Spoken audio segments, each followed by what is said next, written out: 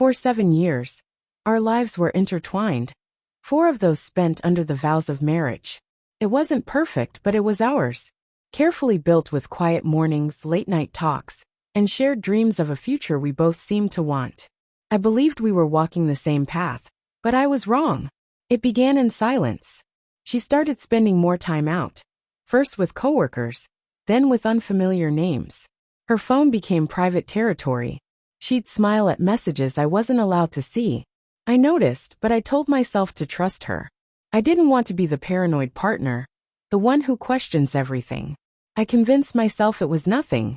Then one night, sitting across from me at the kitchen table, she changed everything with a single sentence. "Will we open our marriage?"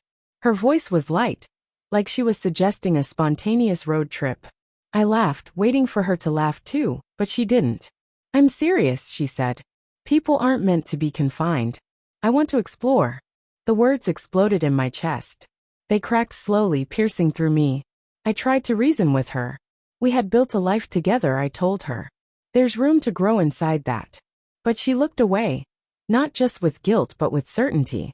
Then came the choice she laid out before me. Accept this new arrangement or walk away. That night I couldn't sleep. Her voice echoed in my mind, drowning out the years we'd spent side by side. For 3 days, I functioned on autopilot, my body present, but my mind spiraling. On the 4th night, she came home late to find me at the table with a packed suitcase. "What's that?" she asked, uncertainty creeping into her voice. My response was colder than it had ever been. "You gave me 2 options," I said. "I'm choosing a third. I'm leaving. Not because you told me to, but because I finally see who you are." Her face shifted, shock turning to disbelief and then to fear. She didn't expect me to go. She expected hesitation, a plea. "You don't mean it," she whispered, her voice cracking. "I do," I said. "You want freedom.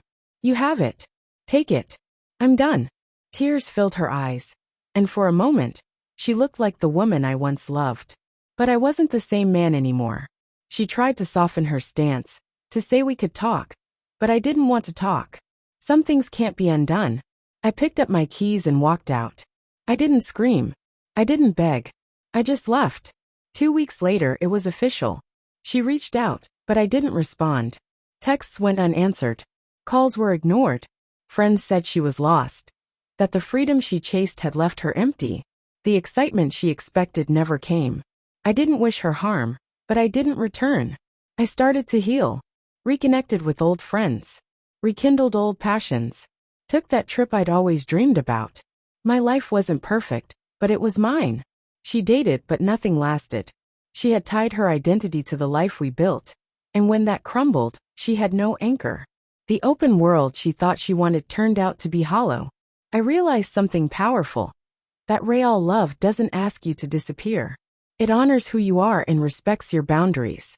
She broke that, and in doing so, she lost something she couldn't replace: me. The hardest part wasn't leaving her. It was facing the truth that sometimes, to protect your worth, you have to walk away. That's how I found peace again. And for the first time in years, I could finally breathe.